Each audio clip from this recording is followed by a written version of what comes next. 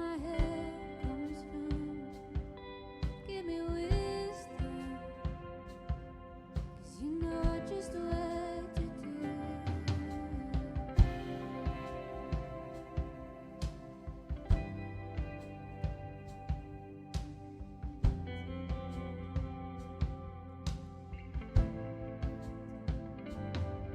God, I look to you, and I won't be overwhelmed. Give me vision to see things like you do. God, I look to you. You're where my help comes from. Give me wisdom, 'cause you know just what to do.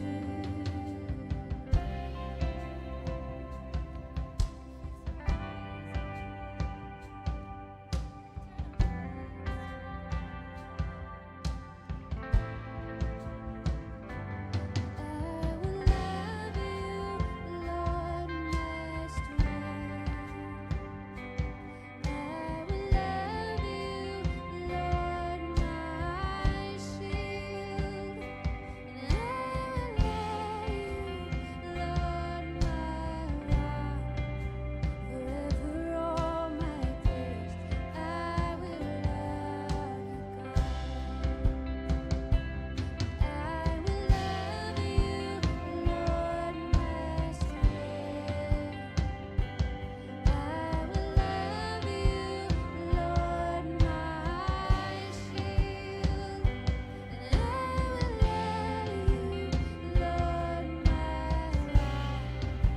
Forever all my days, I will love you,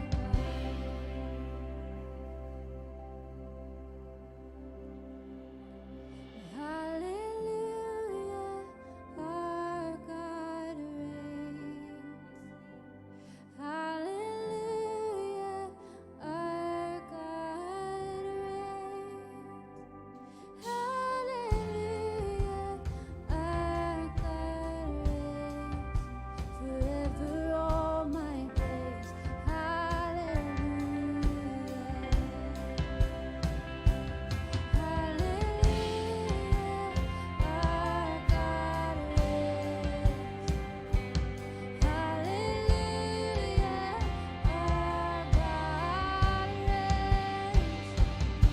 Hallelujah, our God reigns.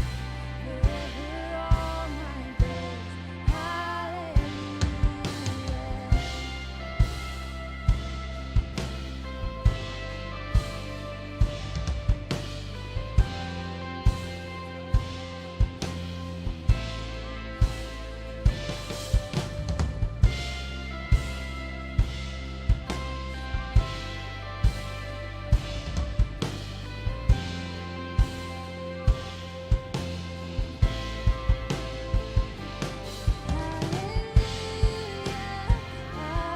God reigns. Hallelujah, our God reigns.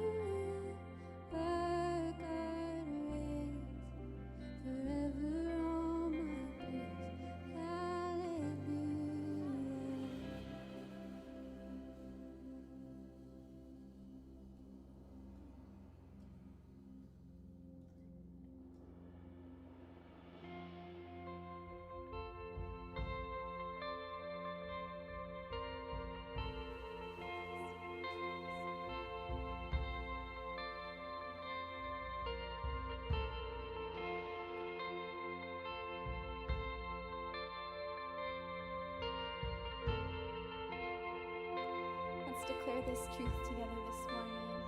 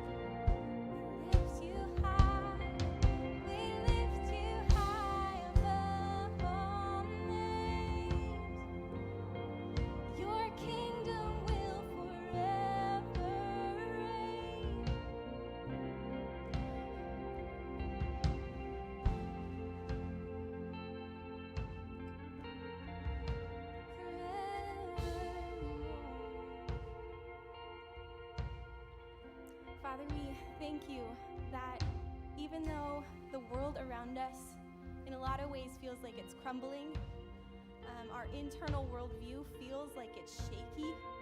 It feels like there's nothing to hold on to in a lot of ways in our lives right now. We thank you that you are a firm foundation and that your kingdom is not in jeopardy of falling anytime soon. The more we hide ourselves inside of you, the more secure we will be, God. We thank you that you offer us the shelter of your wing this morning. And we look to you, the author and perfecter of our faith, to guide us and to be our firm foundation this morning. We love you, we trust you, we put our faith in you again. In your name we pray. Amen. You guys can have a seat. Hi, Mercy Hill. I want to highlight a really cool opportunity that we have coming up in the month of July. We are partnering with The Dwelling Place, and we are doing a 5K run. We're invited to participate. It's in a virtual 5K in the month of July. And the goal is to raise awareness and funds to support The Dwelling Place, which is a refuge in Minneapolis for women and children who are fleeing domestic abuse. So this is really cool. You can register to run or walk. You can run on your treadmill or your favorite trail, or you can even just sponsor someone who is running in this from Mercy Hill. So lots of ways to participate. It's a 5K, so 3.2 miles. The Dwelling Place, when you register, they're going to provide you with an app where you can then time your 5K when you choose to do that.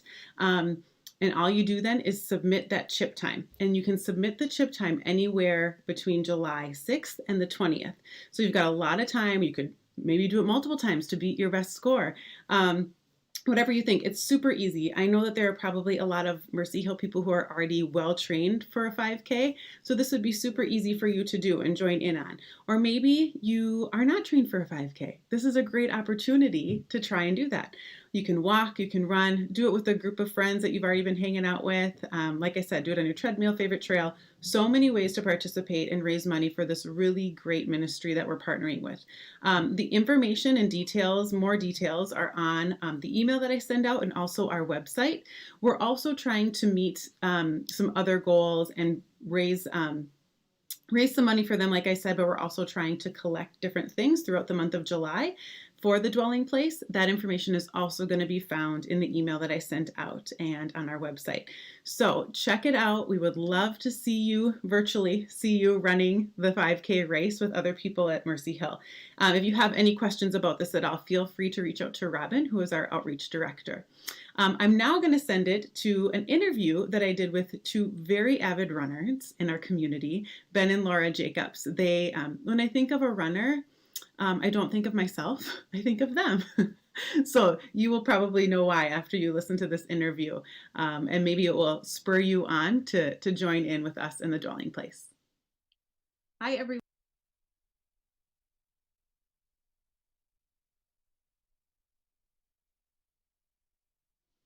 Hi, Mercy Hill. I want to highlight a really cool opportunity that we have coming up in the month of July. We are partnering with The Dwelling Place, and we are doing a 5K run. We're invited to participate. It's in a virtual 5K in the month of July. And the goal is to raise awareness and funds to support The Dwelling Place, which is a refuge in Minneapolis for women and children who are fleeing domestic abuse. So this is really cool. You can register to run or walk.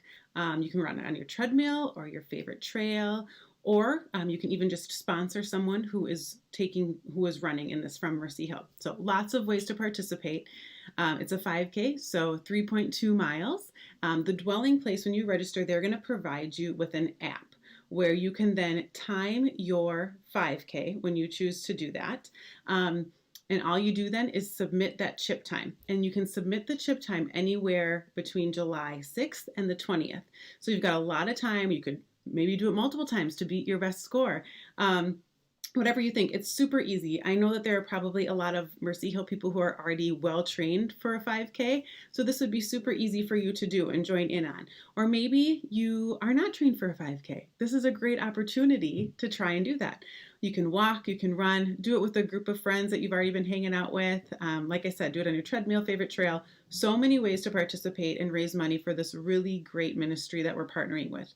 The information and details, more details, are on the email that I send out and also our website. We're also trying to meet some other goals and raise some money for them, like I said, but we're also trying to collect different things throughout the month of July for the dwelling place. That information is also going to be found in the email that I sent out and on our website. So check it out. We would love to see you virtually, see you running the 5K race with other people at Mercy Hill. If you have any questions about this at all, feel free to reach out to Robin, who is our outreach director. I'm now going to send it to an interview that I did with two very avid runners in our community, Ben and Laura Jacobs. They, when I think of a runner, I don't think of myself, I think of them. So you will probably know why after you listen to this interview, and maybe it will spur you on to join in with us in the dwelling place. Hi, everyone. I have Ben and Laura with us today, who I'm excited to introduce you to. A lot of you probably know them. Like I mentioned in my announcements, when I think of runners, I don't think of myself, but I probably would think of someone like Ben and Laura. So why don't you guys introduce yourselves to our community, and then tell us a little bit about you as a runner. How'd you get into running? What's your running like right now? Sure, yeah. I'm Laura. This is my husband, Ben, and we've been going to Mercy Hill about 4-ish years now. We actually met through running. We ran in college together for cross country and track. So it's kind of at the heart of our relationship at some point too. But we both ran in high school and continued through college. And then a couple of years post-collegiately after college, we ran competitively through a local running club here in the Twin Cities. That is awesome. And I coach people now in running too. So. Well, here we go. We've got our guy. Help us get trained for that 5K. That's so cool. I love that you have that as kind of your, like that underlying thing in your relationship that you have as a hobby to do together. That's super fun. I love that.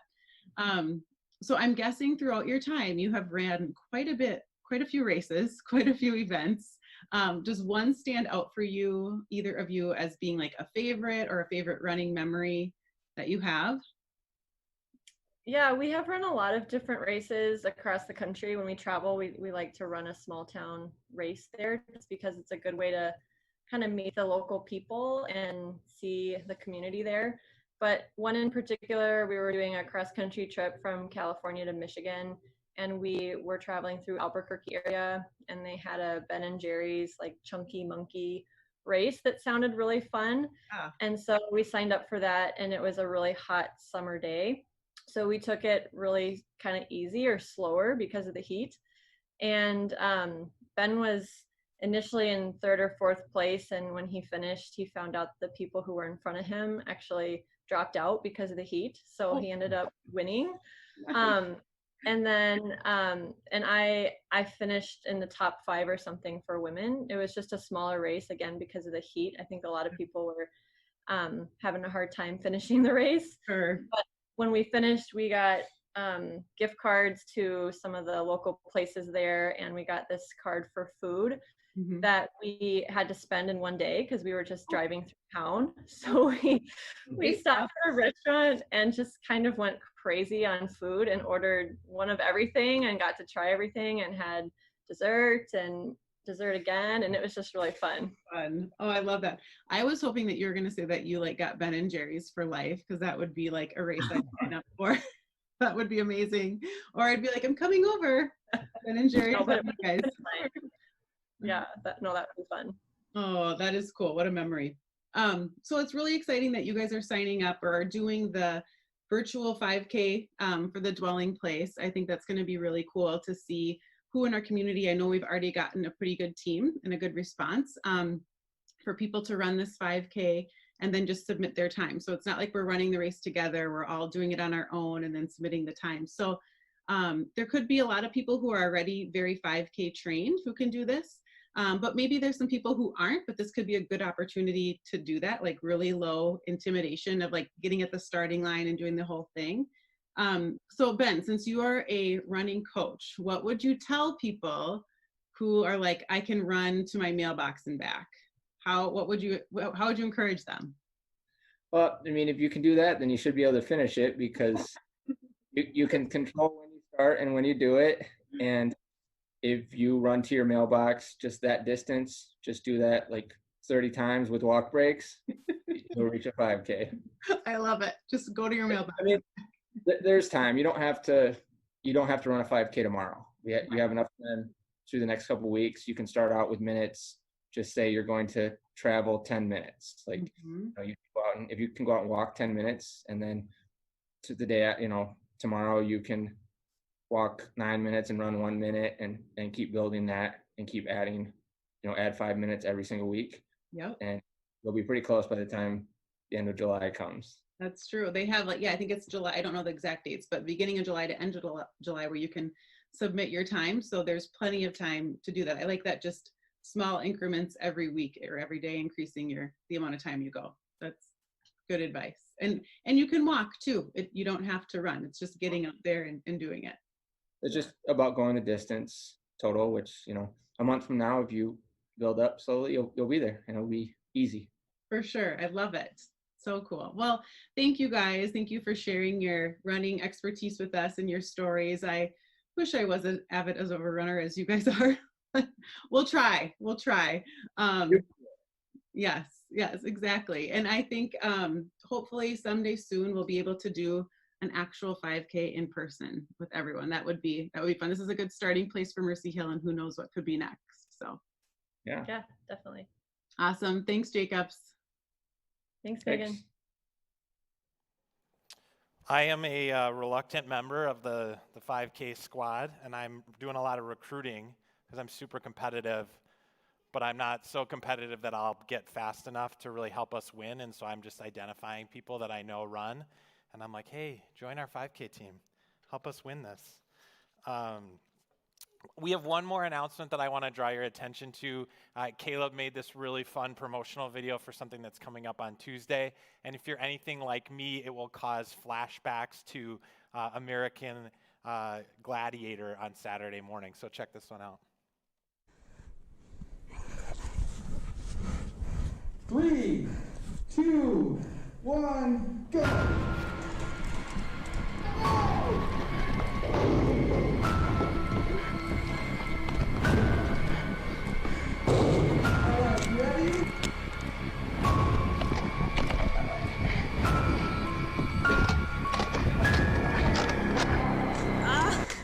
The mag's not going back in.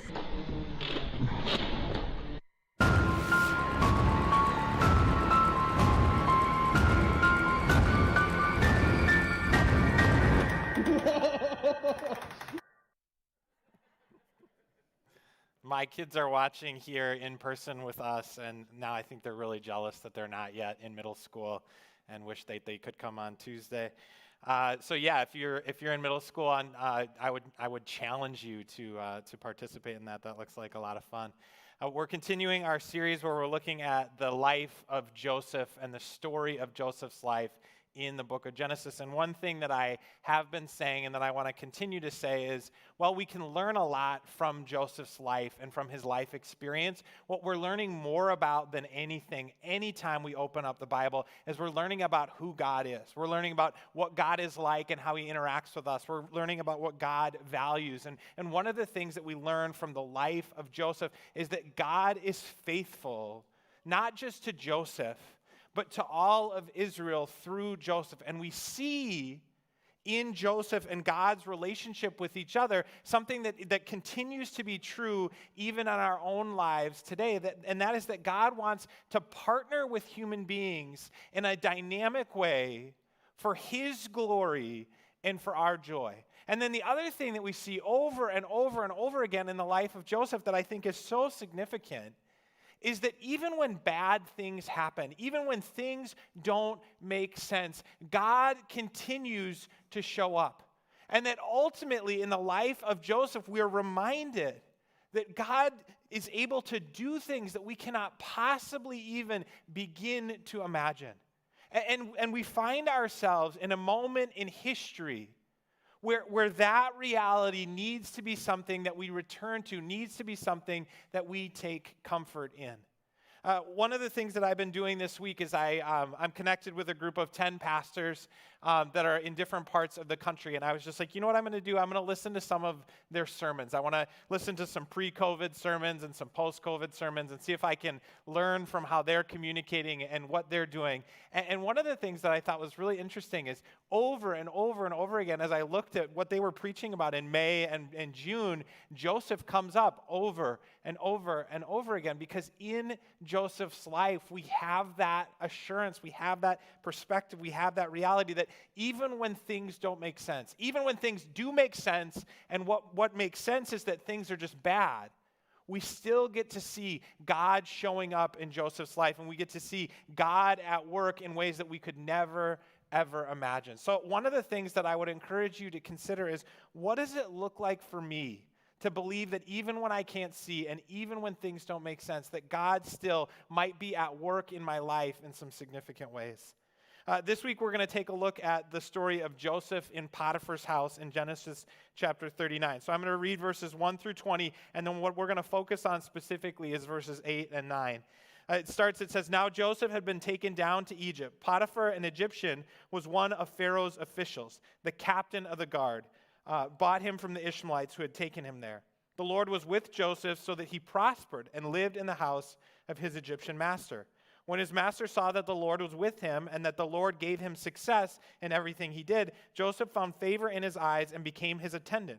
Potiphar put him in charge of his household, and he entrusted to his care everything he owned. From the time he put him in charge of his household and all that he owned, the Lord blessed the household of the Egyptian because of Joseph. The blessing of the Lord was on everything Potiphar had, both in the house and in the field. So Potiphar left everything he had in Joseph's care. With Joseph in charge, he did not concern himself with anything except the food he ate. Now Joseph was well built and handsome, and after a while his wife's master took notice of him and of Joseph and said, 'Come to bed with me.' But he refused. 'With me in charge,' he told her, 'my master does not concern himself with anything in the house. Everything he owns he's entrusted to my care. No one is greater in this house than I am. My master has withheld nothing from me except you, because you are his wife. How then could I do such a wicked thing and sin against God?' And though she spoke to Joseph day after day, he refused to go to bed with her or even be with her. One day he went into the house to attend to his duties, and none of the household servants was inside. She caught him by his cloak and said, 'Come to bed with me.' But he left his cloak in her hand and ran out of the house. When she saw that he had left his cloak in her hand and had run out of the house, she called her household servants. 'Look,' she said to them, 'this Hebrew has been brought to us to make sport of us. He came in here to sleep with me, but I screamed. When he heard me scream for help, he left his cloak beside me and ran out of the house.' She kept his cloak beside her until his master came home. Then she told him this story. 'That Hebrew slave you brought us came to me to make sport of me. But as soon as I screamed for help, he left his cloak beside me and ran out of the house.' When his master heard the story, his wife told him, saying, 'This is how your slave treated me.' He burned with anger. Joseph's master took him and put him in prison, the place where the king's prisoners were confined." So if you look at the story of Joseph's life, right, his brothers want to kill him. And then they decide, you know what, instead of killing you, we're going to profit off of you and we're going to sell you into slavery. And yet the text tells us that God continues to be with Joseph. Even in this story, that God blesses Joseph. God blesses the Egyptian slave owner through Joseph, right? And we see that then again it goes from bad to worse. Joseph's story, his life, just seems to be going from bad to worse, bad to worse. But the thing that I think is so remarkable about this story that I want to draw your attention to is that this is an incredible example of what it looks like for us to live out who we are supposed to be as the people of God. See, in the way that Joseph lives his life and in the way that he handles this circumstance, even in the way that he sees it and pictures it, more holistically than maybe I look at challenges that I'm confronted in my life, we see that Joseph embodies a love of God and a love of neighbor. Remember, Jesus is challenged by religious leaders of his day with a question: what is the greatest commandment? And he says that the greatest commandment is to love God with everything. Love the Lord your God with all your heart and with all your soul and with all your mind. And he says the second is like it. Love your neighbor as yourself. He says all the law and the prophets hang on these two commandments. The law and the prophets are one way of saying all of the laws and all of the teaching and all of the wisdom and all of the instruction of the Old Testament connect back directly to loving God and loving neighbor. And so Joseph gives us an example of loving God in view of loving neighbor, but he does so with another really, really important dimension. He does it even when it costs him something. See, I think that's at the heart of what I want to kind of put in your mind and put in your heart and put in your imagination right now, is that to really love God well, to really love neighbor well, there are going to be times in your life where you're going to have to do it even when it costs you something. That not all of the time is that going to be the rhythm of the life that God calls you into. But if you really want to be the person that God created you to be, you need to plan, you need to prepare, you need to pray your way so that in the critical moment of your life that maybe is 5 minutes from now, maybe it's 5 years from now, maybe it's 50 years from now, you can respond the way that you were created to respond. You can respond the way that you want to respond. You can love God, you can love your neighbor, even when it costs you something, even when you have to sacrifice. As I grew up in a Christian home and sort of followed God at my own pace in middle school and high school and college, one of the things that I sort of tricked myself into believing is that if I loved God and I loved my neighbor, right, if I followed these two great commandments, that it would go well with me, that I would have some sort of advantage, that I would be better off. And some of that's even alluded to in the Bible, right? Deuteronomy 4:40 says, keep his statutes and commandments, which I am giving you today, so that you and your children after you may prosper, that you may live long in the land the Lord your God is giving you for all time.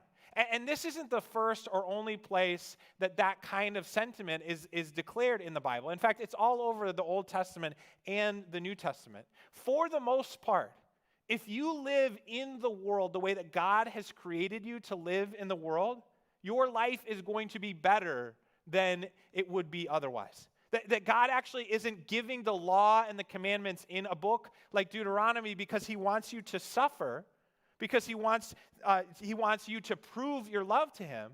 Instead, he wants us to be a peculiar kind of people. He wants us to live in the world the way we were designed to live in the world, the way we were created to live in the world. And over and over and over again, it says that you will prosper. You will be blessed. Things will go well for you. But that's most of the time. And when we decide that most of the time is all of the time, it leads us away from doing the hard thing. It leads us away from doing the challenging thing. It leads us away from that moment where we go, you know what, even though this is difficult, even though this is going to cost me something, even though there are going to be repercussions, I'm going to do what I know I have been created to do. I'm going to do what I know is right. And that's what we see from Joseph. But the reason I think that Joseph is able to love his neighbor, to love Potiphar well, and to reject the advances of his wife, are because in Joseph's view, the most important character in the story of his life and in the story of that moment is one who's not even in the room, right? Look at verse 9. How then could I do such a wicked thing and sin against God?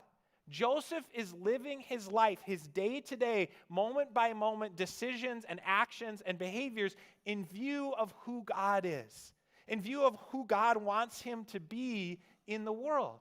And that changes everything. Loving your neighbor is great, but for Joseph, it really starts with loving God. He wants to, even though he has been sold into slavery, he wants to be the person that God created him to be. He trusts that God is still with him. And so what does he do? He does something costly. He does something sacrificial because he wants to be the person that God created him to be. He wants to love God and he wants to love his neighbor with the way that he behaves in the world. But I don't think that that's something that came to Joseph all of a sudden in a moment. I think if you really want to respond well in a critical moment of your existence, it's something that you have to prepare for. It's something that you have to practice for. I'm a college football fan, and a bunch of different college football coaches do their practices at such a sort of fever pitch pace so that by the time they're playing the games on Saturday, it feels almost boring to those players.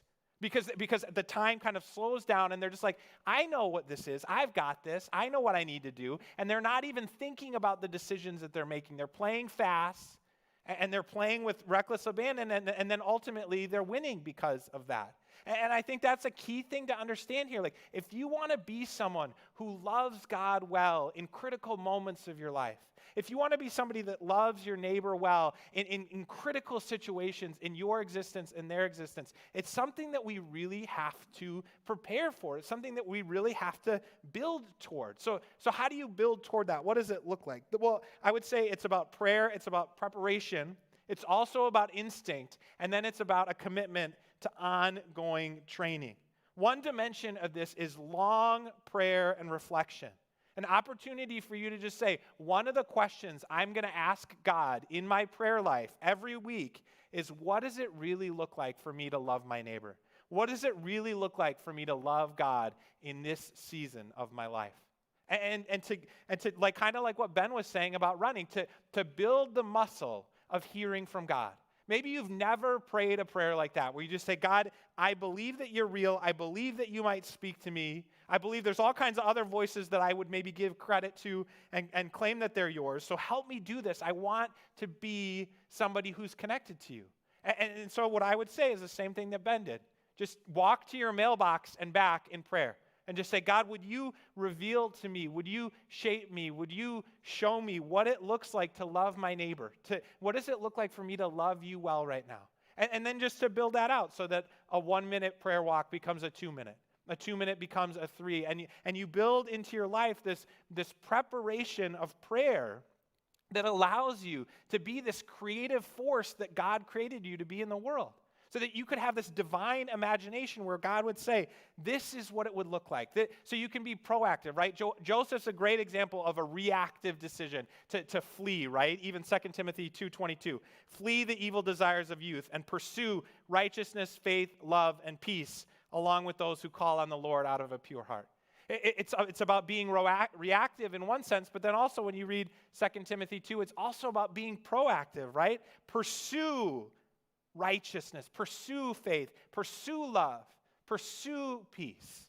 And then one of the things that I think we overlook in 2 Timothy 2 sometimes, really in the entire Bible, is that the Christian life is a team sport. The Christian life is a group project, right? Along with those who call on the Lord out of a pure heart. As much as we react away from things, and as much as we react toward things and pursue righteousness, faith, love, and peace, it's something that we need to do, that God has created us to do, interconnected in community. Another dimension of this is preparedness. In 1 Corinthians 9:25 through 27, Paul equates the life of faith to training as an athlete. He says, everyone who competes in the games goes into strict training. They do it to get a crown that will not last, but we do it to get a crown that will last forever. Therefore, I do not run like someone running aimlessly. I do not fight like a boxer beating the air.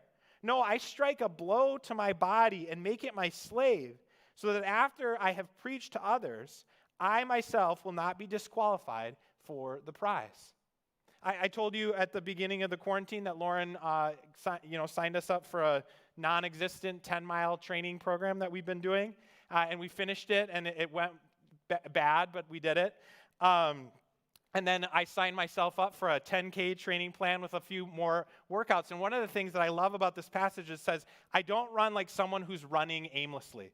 And I started doing this training thing this week where it's like interval training, right? So you run and then you walk, and then you run and then you walk. And as you do that, it's supposed to make you faster. And then I was looking back at like sort of the last 6 weeks of my running, and I was like one who was running aimlessly. Like I was just kind of out there doing it. I didn't really have a plan. I didn't really have a purpose.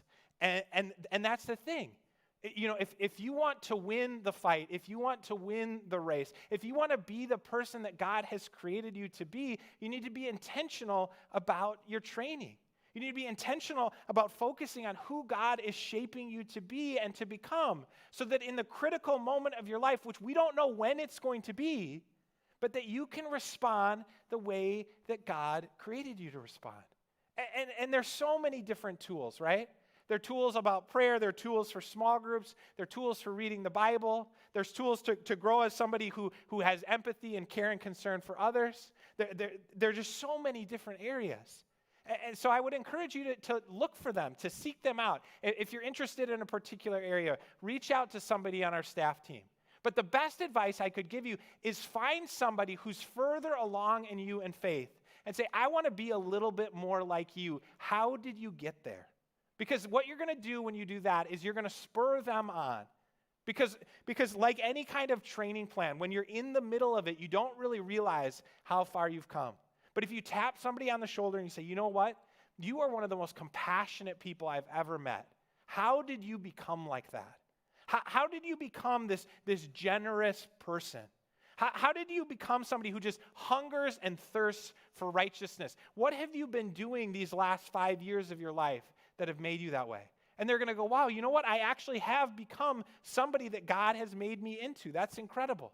And then you also have this built-in resource so that, like 2 Timothy says, we're not doing it on our own. So that's the thing that as I've been looking at Joseph's life this week and thinking about this particular passage that just really struck out to me. Joseph is an amazing example of loving God and loving neighbor. And I think he's such an encouraging and challenging example for us right now because he does it even when it's going to cost him something. And to be perfectly honest with you, a lot of times when I count the cost and I think that there's going to be pain or suffering involved for me, the temptation is to run the other way. But 2 Timothy 2 says to flee that kind and all kinds of evil desire and instead pursue the kind of person that God has created me to be. I want to invite the band to come up. We're going to respond to God in song with a couple songs. But as they're coming up, I just want to circle back to this reality that Joseph cares about what God thinks about the shape of his life. We all care what the most important being in the universe thinks of our life and our behavior. It's just for lots of us, we've taken God out of that place and put someone else in it. Joseph sees his actions in view of God, so that if he gives into temptation, he's sinning against God. And because he does that, because he has this paradigm shift, it changes everything for him. It remakes him and reimagines what it means for him to be a human person. It's certainly wrong for him to sleep with Potiphar's wife for so many different reasons. But the number one reason for him, the thing that motivates his action, is this dynamic relationship with God where he cares about what God thinks. And he knows that God continues to care about him. And so I hope that you know today that God cares about you. And I hope that God would stir in you a desire to care about what he thinks and what he would call you to in this next season of your life.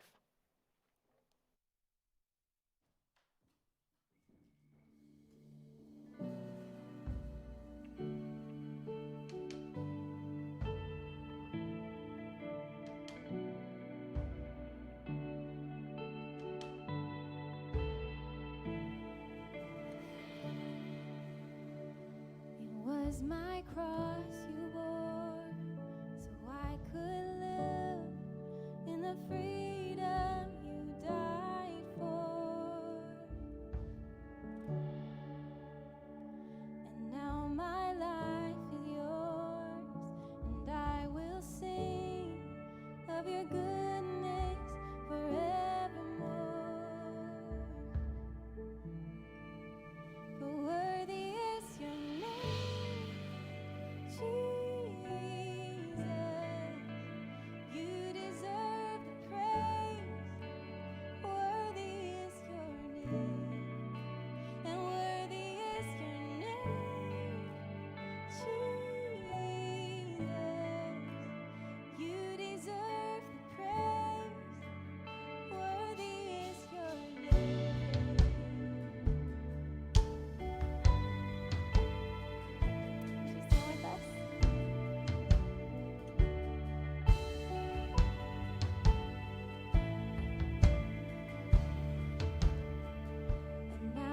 my shame is gone. I stand amazed in your love undeniable.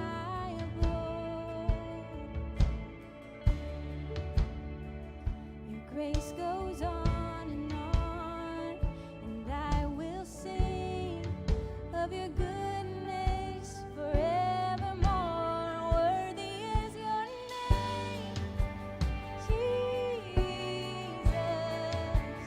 You deserve the praise. Worthy is your name, and worthy is your name, Jesus. You deserve the praise. Worthy is your name, and worthy is your name, Jesus. You deserve the praise. Worthy is your name, worthy is your name, Jesus. You deserve the praise. Worthy is your name.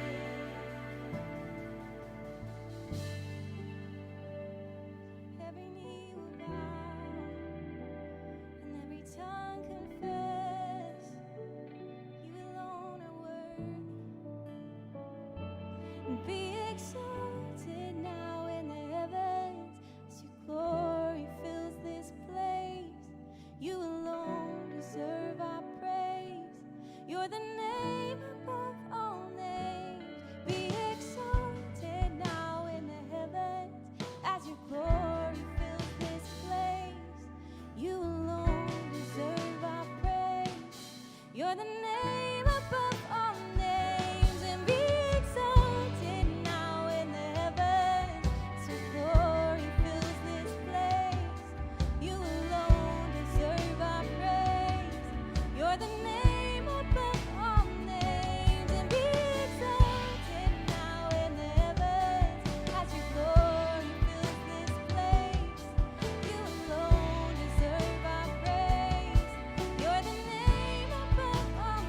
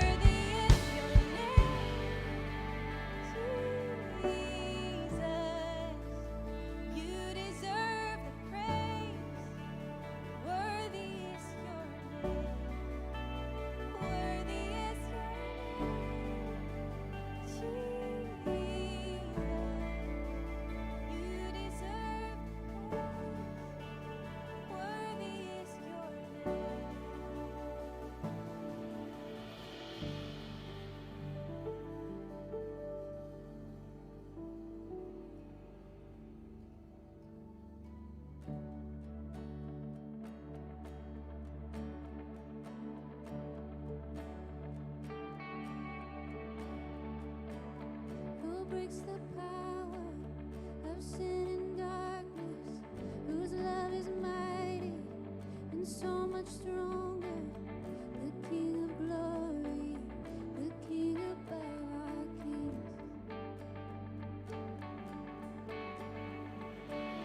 who shakes the whole earth with holy thunder, who leaves us breathless in awe and wonder. The King of glory, the King above our kings. This is amazing grace. This is unfailing love. That you would take my place. That you would bear my cross. You would lay down your life. That I would be set free.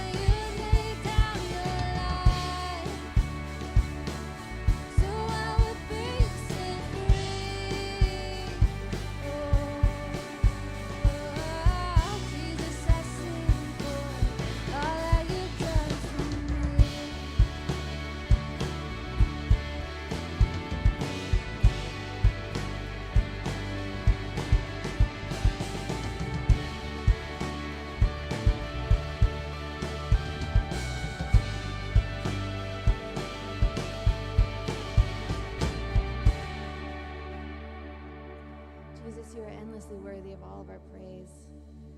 Lord, would it be a beautiful sound to your ears this morning? Would you reveal in us the things that we're praising before you, that we're putting in your place, God?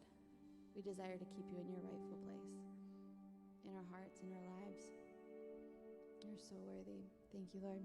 In your name we pray. Amen. Thanks for being with us today, Mercy Hill. It's good to see you.